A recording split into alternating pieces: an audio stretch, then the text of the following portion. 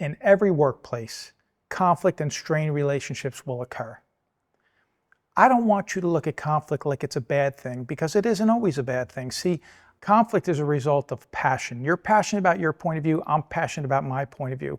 And our points of view come from our history. So I look at conflict like it's a collision of histories.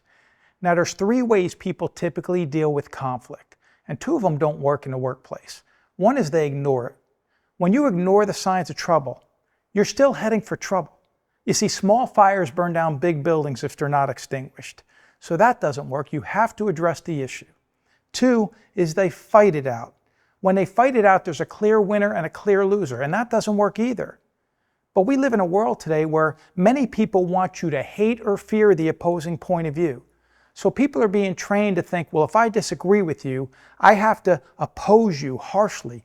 That's not true. You could disagree with people and still be friends. The right way to deal with conflict is through compromise, or more specifically, collaboration. Now, I'm not talking about compromising when it comes to policies, procedures. We've already covered that. I'm talking about when we have some simple, low-level conflict in the workplace where we know that we need to find a better way to work together. Well, that comes through compromise. So don't compromise just to avoid confrontation. There is right and there is wrong, and there are times when an officer must stand firm. I want you to look at conflict like it's a knot in a rope. What happens when both people pull on their sides? The knot gets tighter. I want you to start looking at it differently. Instead of trying to win that argument, try to unravel it a little bit. And you do that by replacing judgment with curiosity. You already know how you feel. You want to know why they feel the way they feel. And that comes with conversations. You don't want to hold grudges, but you do want to hold conversations. You see, the number one way to actually deal with conflict with another person is to have a conversation with that person. And when you have that conversation, show respect.